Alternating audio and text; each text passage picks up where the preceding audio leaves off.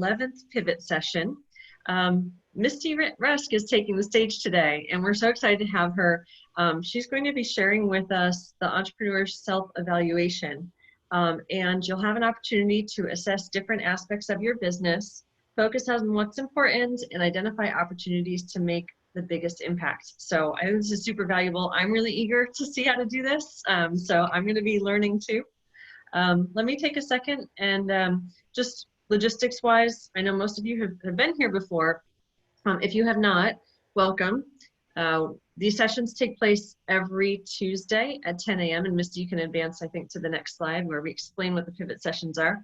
The intention of this, when we started it many weeks ago, was to really create an interactive environment for you to bring the Brink community together to help you think about the pivots that your business needs, that maybe you need in these times of uncertainty. We're still in times of uncertainty. These sessions are going to continue for quite a while. We've got a really exciting lineup. Like I said, these happen every Tuesday at 10 a.m. We've got one next week on SMART goals and project management. The one after is on inclusion in the workplace. And in our Brink newsletter, we'll be letting you know what the sessions are, who's speaking, and where to sign up. So that's some logistics. Please feel free to join us on video. We'd love to see your faces. Ideally, we'd love for you to interact in this session. This is one where you're going to learn the most by speaking up. So feel free to come off mute when it's appropriate and speak up. You can also use the chat. I'll be monitoring that throughout this talk. So please do that as well. All right, so on to our main event. I'd like to introduce Misty Rusk to you. Misty Rusk is the director at the Brink. She is an economic developer, a mother, an activist, and an angel investor. She is proof that one person can be pro-development and pro-environment, and a champion for social good and capitalism at the same time. With nearly 20 years of experience in innovation, she's the founder of the San Diego Angel Conference and the director of the Brink SBDC, San Diego's #1 ranked accelerator. So without further ado, Misty Rusk. Thank you, everybody, for being here. So again, this is going to be an interactive session, and I'm going to explain a tool that I like that I've used for a long, long time. So this is a little bit subjective, but you're the boss of your company, so you can afford to be subjective. Your opinion counts. And it's one of those things that it doesn't matter if you're subjective. If you consistently do it over time, you're going to find that this is an effective tool. Like when you're in it every day, it's hard to see progress because it's incremental, right? Sometimes it's huge, but most of the time it's incremental. So today we're going to go through what I call my total quality management tool. This is one that I developed some years back, and I've kind of iterated it over time and borrowed from other people's stuff. But it's a good tool on just being able to assess your business and to make strategic decisions about how to go forward that help your business make the biggest jumps possible. So what you have here is a worksheet. This is the one that was emailed by Chris earlier this week. If you didn't get this, and to be totally fair, it actually works as well or better if you just do it on paper. These shaded blocks down below that say product marketing, finance, and leadership, those are really free to write goals in later. So, but it's going to give us sort of a framework. So if you're just doing a piece of paper, what we're going to do is we're going to make a graph, just a big bar graph. So I'm just going to start with something that looks like, I can't figure out where my camera's going. Something that kind of looks like this, right?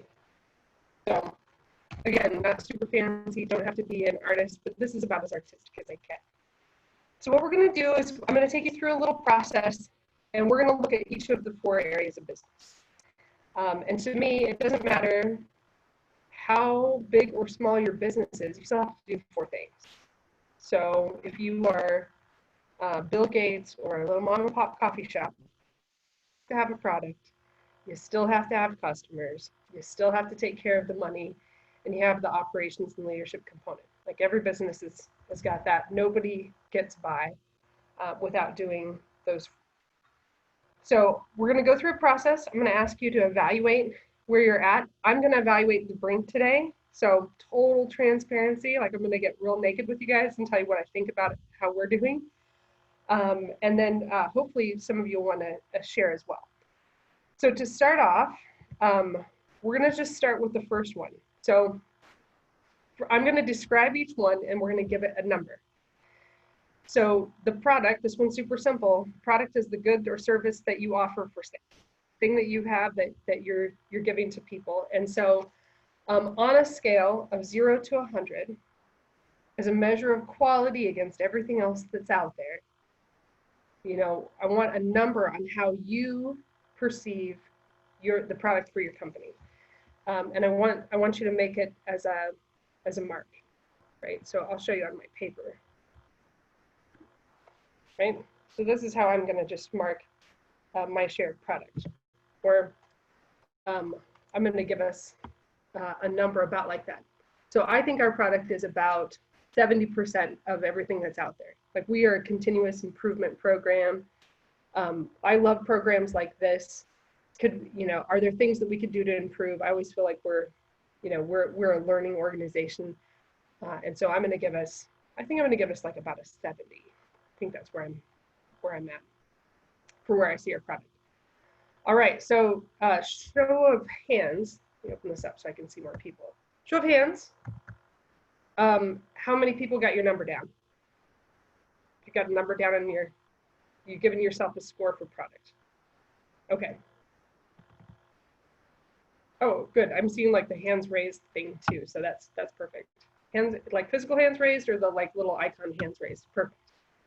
Okay, so now we're going to go to the next one. All right, so I've got my product on the side. That's my first score, but now I want to look at the marketing. So before you give yourself a score, I'm going to give you a definition. So to me, for the purposes of this, marketing is going to be defined simply as how you find customers. Like, it's your ability to find and keep a customer, right? So it's not snappy logo, cool website. It's not great brand equity. It's like, how do you get people to pay you money? So that's the second step of, or that's the second number that we're looking for in our self-assessment model. All right, so I don't think we do this very well at the Brink. I think we have a lot of room. I'm actually taking Lauren's next class. Like, I got lots and lots of things to learn. And so I'm giving the Brink, like, I think about 50. I think that's the number I'm giving. All right, so I've got 2 marks on my page.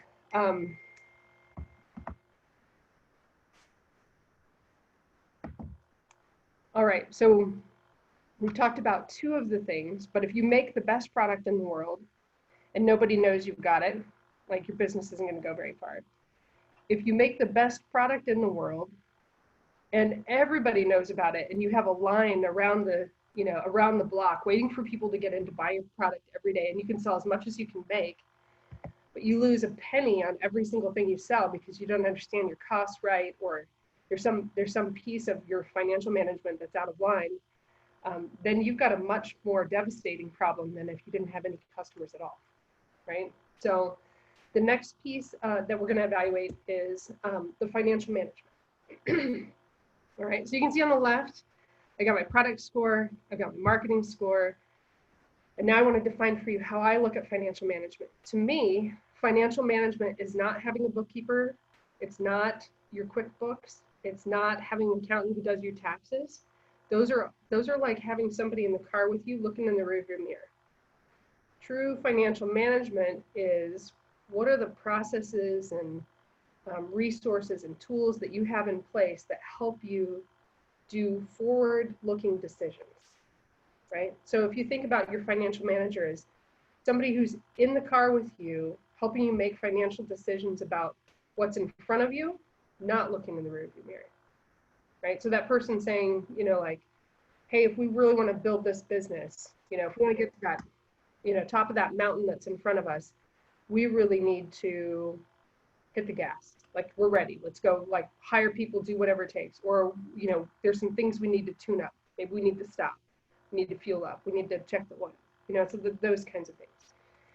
So financial management, again, forward-thinking, decision-making, structural things. So if you still are not clear on this one, then if I say to you, I'm going to write you a check for $100,000 today, but only if you can show me how you're going to turn it into $1 million in 18 months. Right? If you can't answer that question, then you've got financial management issues to be thinking about. All right. So again, for the Brink, I'm going to give us a number. My number is going to look like this. I think for me, that number is actually higher than my product number. And so for us, for financial management, I'm going to give us an 85. And I'm doing that because the Brink is part of an organization that has a whole team of professionals who don't do anything else. So I have an associate dean of finance who's assigned to us. She spends half of her time looking at our numbers and helping me make decisions about, strategic hires and which grants to apply for and how we deploy the funds we've got. So I've got a fantastic person who's part of my management team behind the scenes who helps us with all of that. All right, so there's my financial management number. I would not have said this a year ago. I also would not have said that we'd get a 50 in marketing, because when I did this about a year and a half ago, I gave us a 5%, because we really were doing a terrible job. And we've come a long way, right? So for me, a 50 is not a bad number. That's actually a ton of progress for us. Okay, so then the last piece is leadership and operations. So imagine you've got the best product in the world. You can sell everything that you've got. You're making a nice, healthy profit on everything that you sell. But there's never toilet paper in the bathroom. Nobody knows who's opening and closing. Nobody understands your vision, and you're working all the time like a dog. It's like all of those things that are both leadership issues and management issues. And I know I should not blend those two things, but for our purposes, I'm gonna, you can average that in your mind if you need to. So operations are all the things about what happens day in and day out that make things work and work well. And the leadership is your ability as the leader to draw people to your vision, maintain the eagle-eye view of both the product marketing and financial management, like how you navigate those things and help your organization make decisions, how you set culture. It's all of those kinds of things. So you get to give yourself, again, a number between 0 and 100 on that one. So I'm probably a little bit hard on myself this way. I always feel like this is a place where I can do better, and this is the place where, like I have ability to shine, but don't always do as much as I think I should.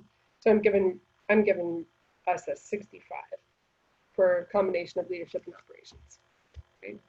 So again, subjective. Like I think some of my staff would say that number's higher, and some of them would say it's lower. But the important part is that you get a number that you can work from, a baseline to start with. All right, so now we've got 4 numbers. And let me see, I'm moving things around on the screen. We've got 4 numbers. So does everybody have 4 numbers? Can you see a show of hands? All right, very good. So the next part I want to talk about is there are people. There are people that are part of your organization, right? So for me, and this isn't all of my people, because Lauren's part of my team. I think John Osie's on the call, part of my team. Chris Peters was on earlier. This is all part of my group, but my management team, the people that help me make the leadership decisions and the critical, like my critical inside crew, includes me, right? So, and I would say I split my time between product and leadership and operations. That's where I'm going to spend the majority of my time. Kelly Bagley, who I mentioned, which is, you guys never see her. She's Associate Dean of Finance for the School of Business at University of San Diego. She is a finance person, like hands down, like all of her time and energy is spent on strategically helping us figure out money-related things. Rachel Christensen, who's our Director of Programs, and she helps on both the product side and on the marketing side. And then Noemi Pena, who helps with she's our director of operations who does most of our marketing and oversees all of our marketing efforts and our leadership and helps with the operations side. So documenting processes, making sure that we, do all of our reporting like we need to and all those kinds of things. So if at the top of your page, you can write down, who else is on your team that you can depend on a regular basis that help you with the big decisions in these areas. That's an important next step. And one of the two takeaways that I want you to have from our session today is that business leaders don't do it alone, right? So there's a guy that I know, his name's Ernesto Cerulli. He wrote a book, but he also has a phrase that he's quoted for quite regularly that is, solitude is the death of the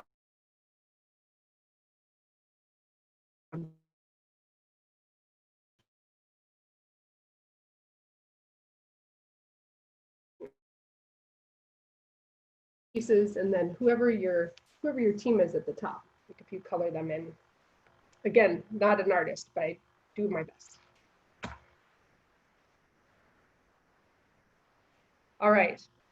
Anybody out there who is all alone? It's just you. It's you running this business, right? Yeah, that was me too. When we opened the Brink 2018, it was just me.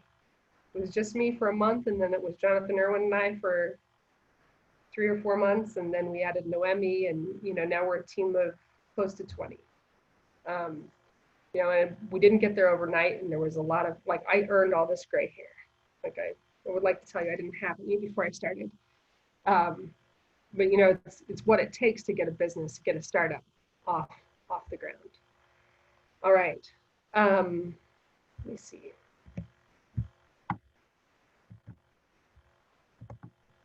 All right, so the next thing we want to do is we want to add up your numbers.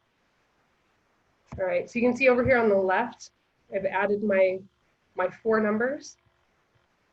So I've got a 70, a 50, an 85, and a 65. And my spread between my lowest number, 50, and 85 is 35. There's 35 points in between.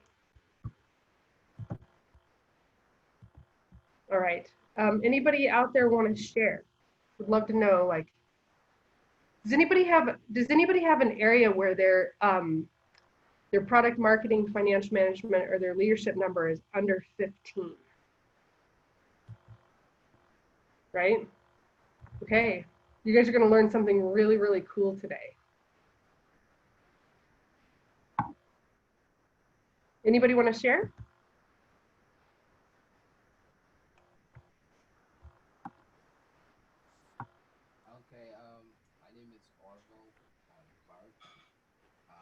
Just started my own company kind of thing, and it's a software. So Hey, Orville, I think you're speaking, but we can't quite hear you. We can only hear a little bit of you. Do you want to is that see if you can better? Is that better? Yeah, that's maybe better. a little louder? Yeah, we're getting there. Okay. Let me see if I can turn up that. How about that? That's a little better. Okay. All right. One moment. Oh. Okay. There we go. So yeah, the problem is I've just started, so I don't really have a team. And I've got a great idea. I'm trying to build like an MVP, so all my numbers are pretty low. My product is at 50%, and my marketing is at 2 because really nothing's done. My financial planning, well, there's no need for any other than, just keeping the lights on at the moment. And 45 is my leadership because I'm in charge of me and I'm doing it. I'm doing a bang up job. You're in the toughest place, right? We all start here. It's the toughest place to be all alone, to force yourself to be like, I'm getting out of bed at 7. I'm gonna work this thing all day long, you know? Yep, yep, yep. Or you wake up at 3 in the morning and you get up because you don't have a choice because you can't quit thinking about it and you work all day long. And everyone's like, oh, what are you doing? What are you doing? Like, why didn't you do something else? It's your own idea, so it's like you want to see it through to the end. So yeah. So I get a total score for you of 97. Anybody else want to share their score?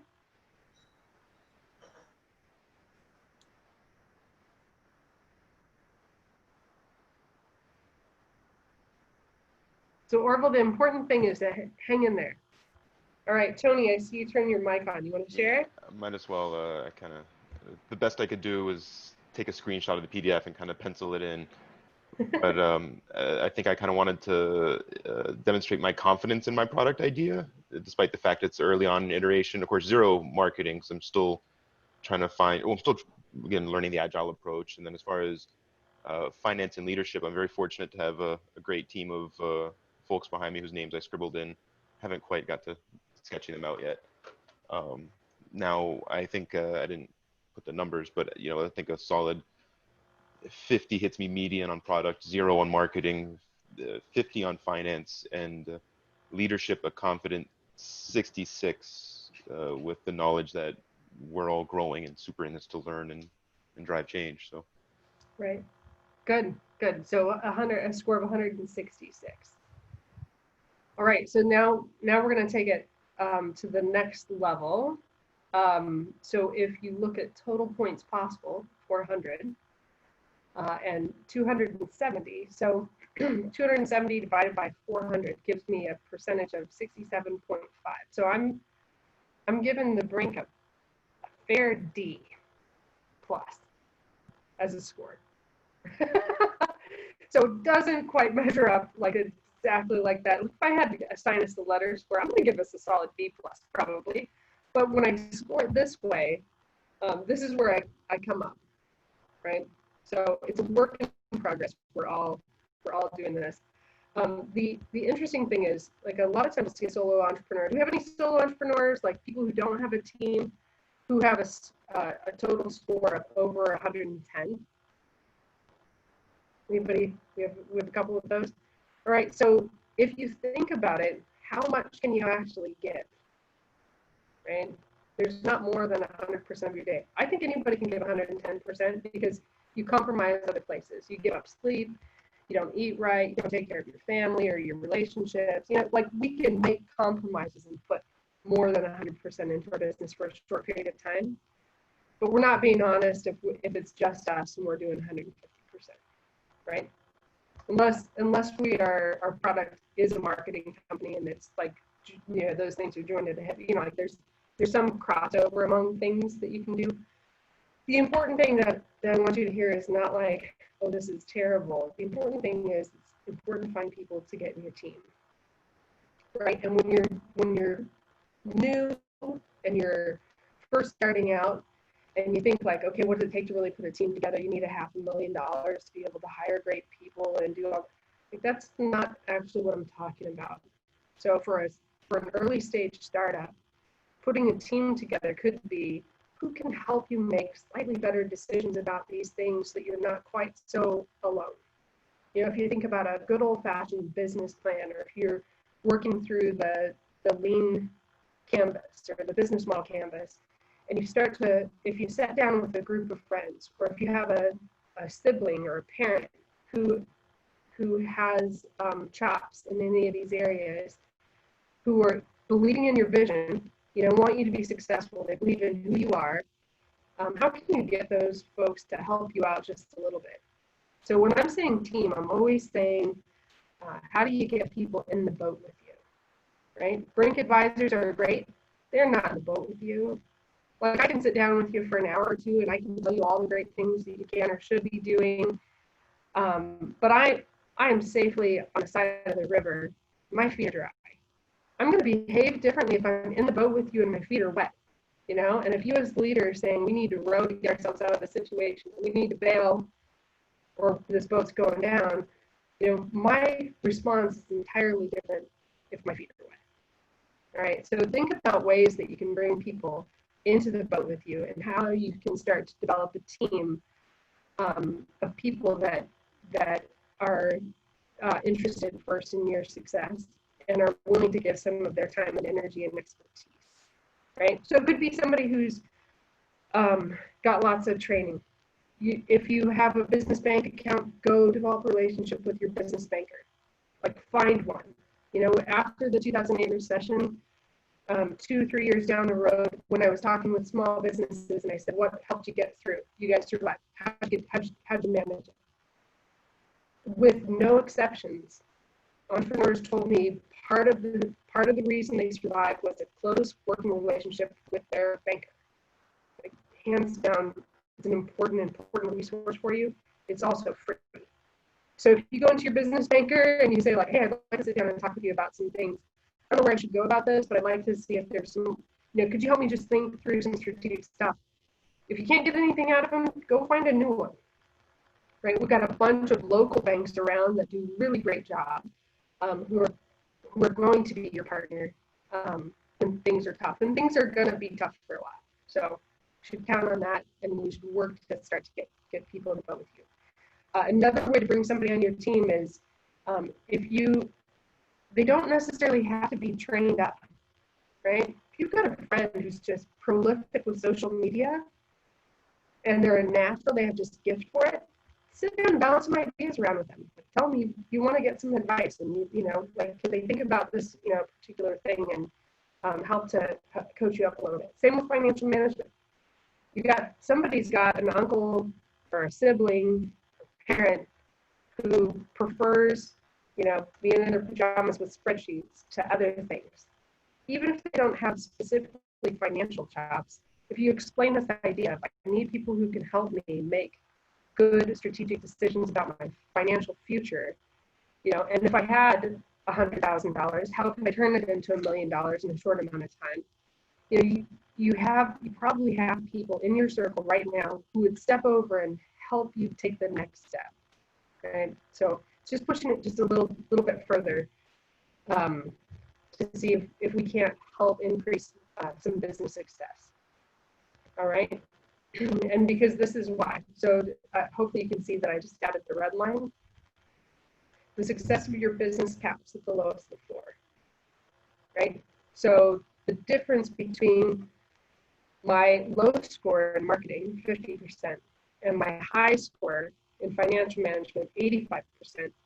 Everything above that line, 35% of our financial effort is a total waste of time because I'm not meeting my potential on marketing. And if I think strategically about what I need to do in the next 24 hours or in the next 5 to 10 days, what can I do to move that marketing needle? Right? I can tell you what I can do. I'm going to have a conversation with Lauren after this, and she and I are going to talk about how we get more people in this pivot session, right? We should have a couple hundred people at these every week, and I can tell you what we don't because we haven't done the marketing, right? It's not a bad thing. It just is what it is. And if I can increase that 10% over the next 30 days, overall success of my business grows by 10% across the board. I get all of that extra value back, but right now it's a loss, right?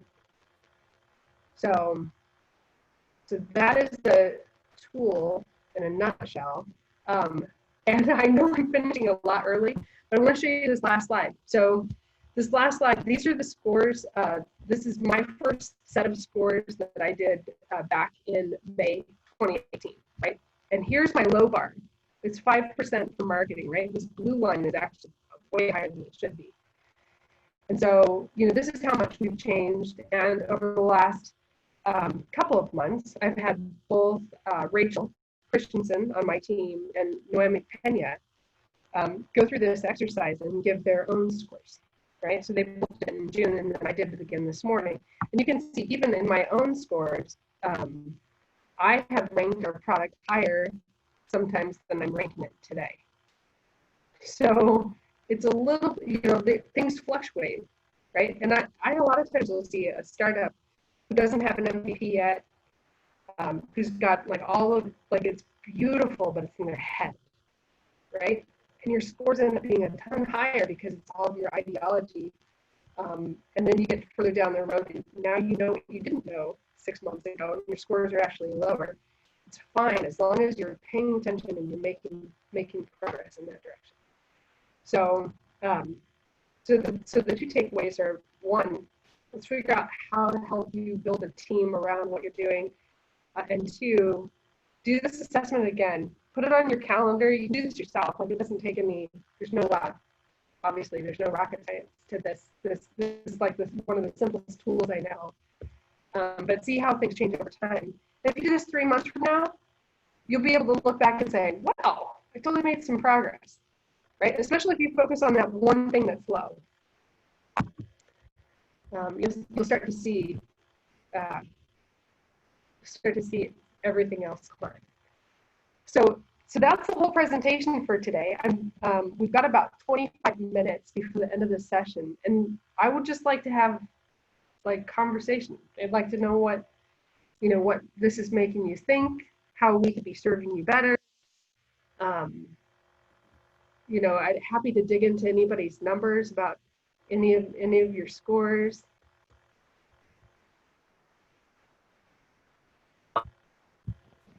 I think what rang true most for me was my 0 score in marketing, and then reflecting on your ask to those around you as resources. My marketing pitch, even to them, it needs some work, because if I really want to enlist them and their help in building this, I need to be able to communicate it succinct to the point. Hey, here's the dream with me. And until I get that down, then even external marketing is kind of a non-starter. So. Sure. And Lauren can probably give you lots of tips about that. But for me, it's like when I was a freshman in college, I had an English professor who taught us this thing called a free write. You put your pen on a paper, and for 10 minutes, you write on a topic without stopping. You don't let yourself take the pen up from the paper. You just write. And I'm always surprised when I'm stuck. If I force myself 10 minutes of writing, it slows my brain down enough because it's having to come out the end of a pen, that things emerge, right? Like, and it's, that's simple and free. And it takes 10 minutes. Mm-hmm. Yeah, so go ahead, Lauren. I was going to say something that, we always are encouraging at the Brink, and in a lot of our sessions, we start you by rehearsing your elevator pitch, because the more times you're saying it over and over, the more you get comfortable with your words and you challenge, does that word make sense? Does it resonate? By really getting that feedback, and the more you do it, the more kind of opportunities you have to really shape it. But the one thing I'll say for those of you who have, I'm sorry, dog. No, that's okay. So I don't know what she was going to say next, though. So Tony, back to I don't know what you're working on. Do you already have a product that's all ready, or are you pre-MVP? No, pre-MVP for a service-based organization. Still figuring out how to manifest that idea. So even the early materials in the lean startup approach, like the agile startup approach, super valuable in helping me put that down on paper and get comfortable with the early idea, iterate. And now going through this, I'm starting to understand the different elements that I'm gonna have to iterate through to get that minimum viable product. So it's coming together even in these first couple of sessions already pretty clearly. So it's definitely appreciated. Yeah. So that's great. If you can use your social media to expand your network around this idea, like even if you're just posting on Facebook or LinkedIn, hey, I'm thinking about this thing and I'm working through this stuff. And I'm curious what you guys think about, or the last time you bought a whatever, like even if you're stepping slightly outside the lean approach, which is you don't want to ask a leading question, so I'm not saying try to blend those. I'm not saying like feed your lean modeling with this information, but starting to build your social empire around just those things, so that when you get ready to launch, it's not a surprise to people. They've been watching you for a long time. You're building valuable network. And we all have to be gracious with each other right now. So Lauren, are you good? Total chaos in my office. Normally the dogs are out of it, but of course doorbells and dogs don't always agree. So apologies there. What I was about to say was just that, you know, for those of you at that very early stage where the marketing number is low, the very first thing you have to do is know exactly who that customer is and start researching them. Figure out, you know, you're going to have a hypothesis of who do you think is going to be, you know, the person who uses your product and purchases your product, but you have to go out there, really define who they are, understand their pain points primarily, and start really having those conversations to learn as much as you can about them. That's marketing step one. It's not, let me figure out what I'm going to say about my great product. It's, have I done the work to identify who's the buyer, you know, and why? What are you solving for them? Yeah. Other thoughts, questions, anything anybody discovered today that's like, it's worth sharing? I'd love to know more about what you're thinking. For me, like I'm one of those optimistic people. I too am very early stage.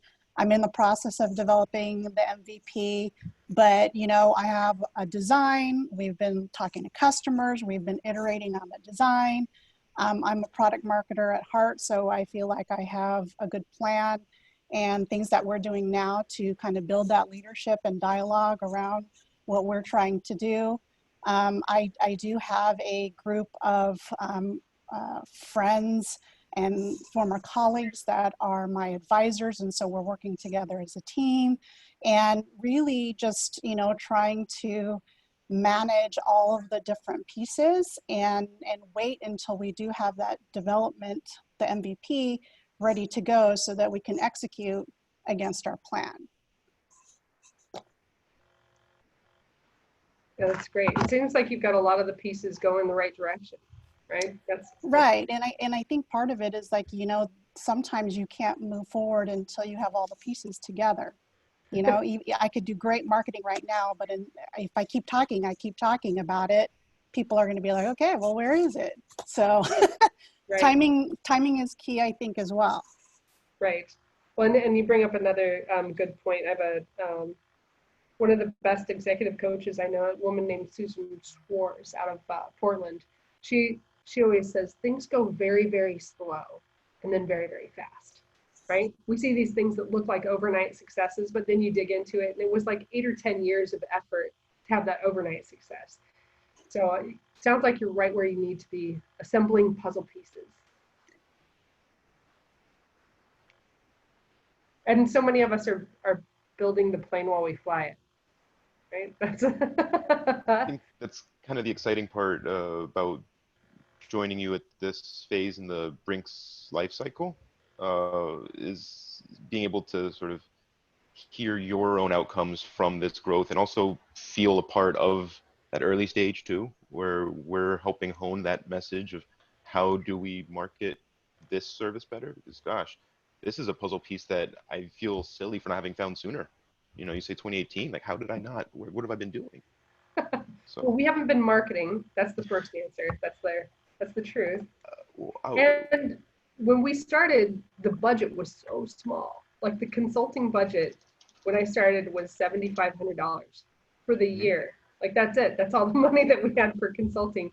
And I spent it in 2 months, you know, but 2 years later, bunch of grant writing, you know, we've got a consulting budget that's close to $800,000 a year. So it's taking all of those pieces and putting them together. And training isn't our main thing. Our main thing is the one-on-one work that we do with the companies. That's everything else becomes in service to that. So it's thank you for finding us. We're working on our marketing.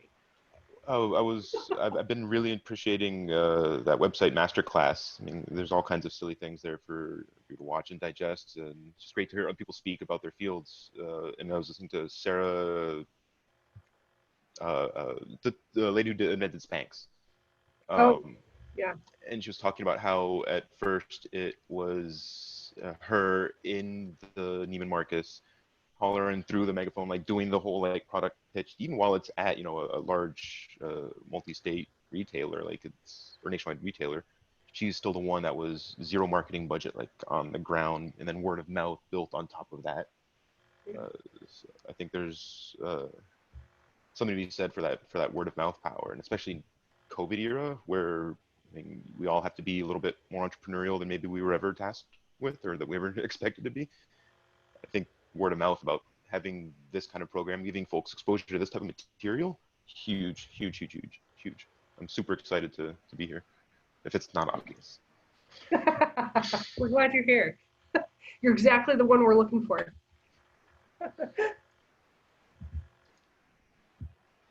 Other thoughts, questions? Like we can open this up. We can end early or we can open it up and you can share anything you like. So that was the other thing I told Lauren. I would have been happy today to say, like, take your best shot. Like throw your toughest question at me. Because I either know the answer or I know that I don't know. Like it's either or.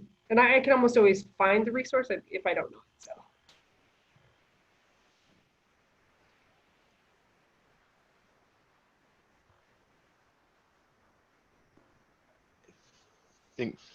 I'm sorry. How developed does the MVP have to be? Like, because I'm currently. Hey, Orville, can you speak up again? We can't hear you. How developed does our MVP have to be? Because I started building my MVP, and it's a lot of work.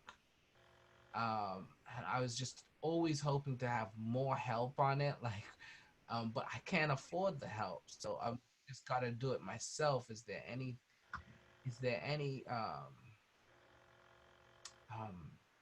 advice you could give on this kind of dilemma of trying to get, help on the MVP?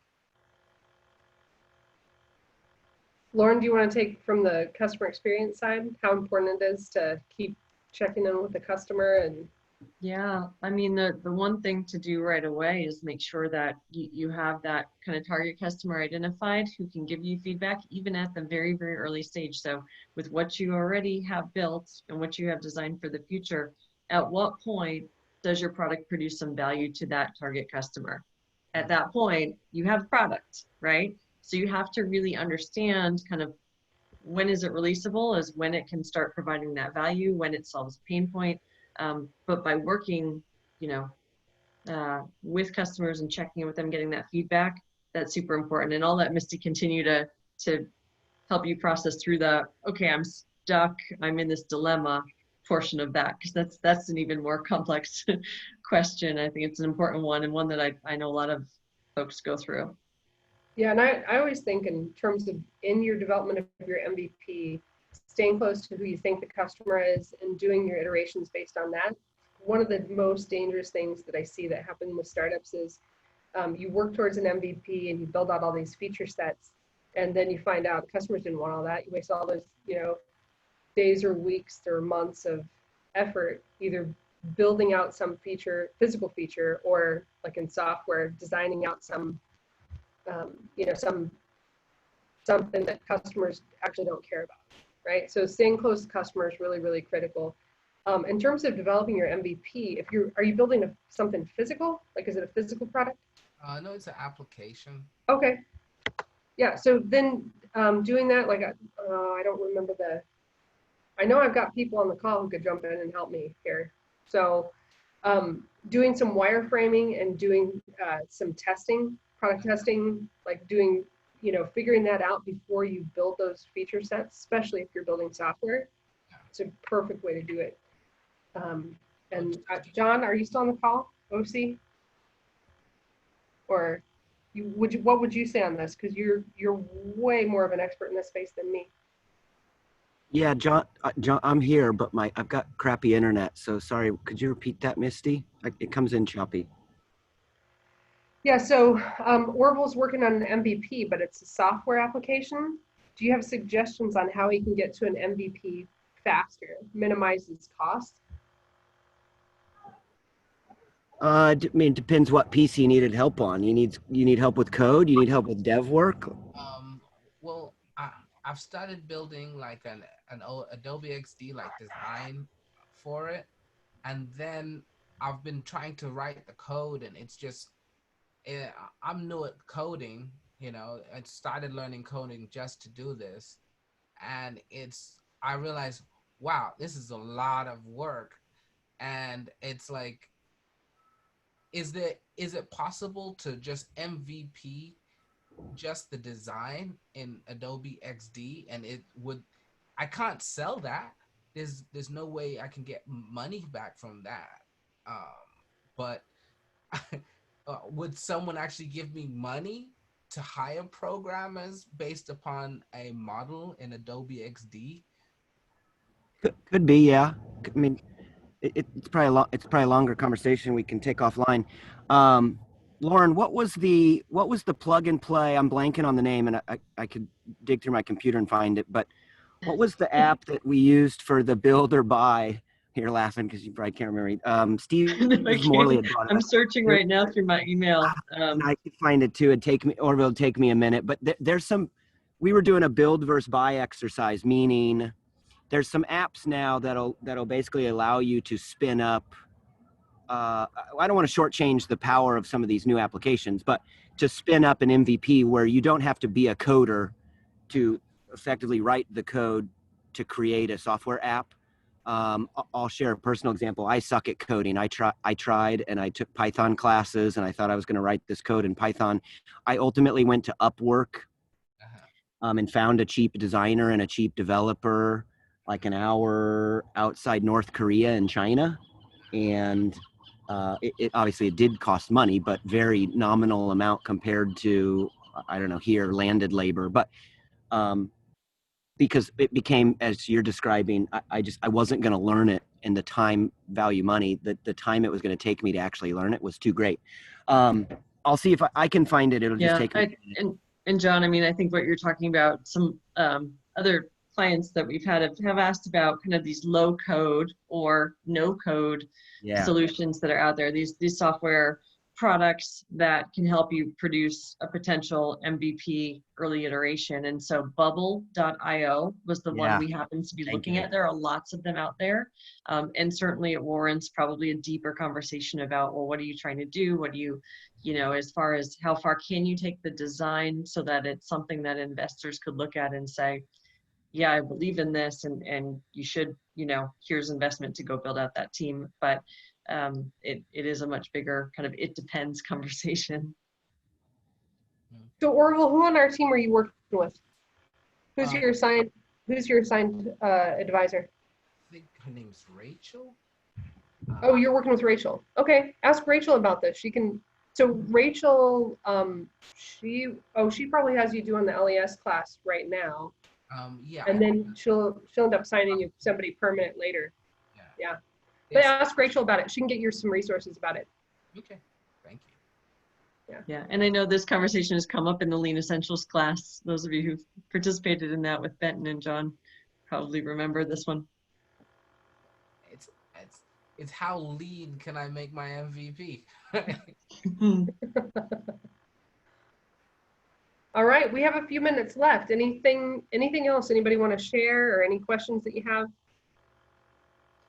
Something that kind of has come up that I've been chatting with people about, Misty, is, and I think you did a great job at helping us think through the financial evaluation and the fact that it's not about, just having a bookkeeper or, having the rear view mirror and the person maybe helping us look in the rear view mirror, but looking forward and figuring out, how do I turn $100,000 into $1 million question? And it's one that I think can be challenging. Any ways or suggestions you have at really pushing yourself on kind of strategically thinking about how to forecast in that way? Right. So the easy one, the easy answer, if you're trying to turn $100,000 into $1 million in a year and a half, there's only one path. It's sales. Sales is the only path that's going to get you there. R&D is not going to get you there. A new product launch is not going to get you there. Renegotiating terms with your vendors is not going to you're not going to lead yourself into that kind of a win. It's almost exclusively, like hands down, it's a sales approach. So if you had $100,000, how would you put that money to work, through marketing and sales strategies to be able to convert that, you know, like, so it's getting super clear about what your customer acquisition cost is. If your customer acquisition cost on a software play is $8 and takes 8 weeks, then your new goal is to, like, okay, if it's going to cost me $8, can I do it in 4 weeks? Or if it's going to take me 8 weeks, can I do it in $3? You know, like, and start to figure those kinds of things out. So it's marketing. I don't care what anybody says. Marketing is all about the math. Like, it's all a numbers game, and there's a whole bunch of, like, all the strategic deployment of all of those things is you know, what we all think about. But at the end of the day, it's like, how could you spend that money in a way that it makes you money in the long run? Too many times I'll see a scientist or a software developer or, you know, somebody come in and they say, if I gave you $100,000, how would you spend it? Oh, I'm going to add this new feature set to the product. I'm going to go back to my lab and I'm going to run another test case to see if, like, you know, I'm going to work towards publishing this great piece because then everybody will want it. That's not it. It's almost always exclusively a sales and marketing answer that's going to get you, you know, like, the best financial managers understand the sales pipeline. So, and there's the things, like, for us, you know, if I'm looking again at the Brink, the next level for us is, how do we build the software that shortcuts the consulting session? How do we take the first 4 to 6 hours out of the consulting, get to what you need without you having to talk to a person, and get really, really clear on what the real problem you need to solve is? Not what you think it is. It's almost never what you think it is. Probably you think you need money. That's probably not what you need. You need something else. But it's always going to take us a little while to get there. And so for us, next step is, how do we create some mechanism that's smart, that learns over time, that shortcuts that process, so that by the time you touch us, we're working on the cleanest version of a really significant and finite problem that we can help you solve.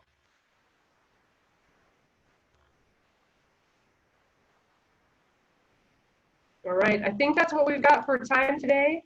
Appreciate everybody showing up. So help me with my marketing thing. Tell your friends, come back next week. Thank you very much.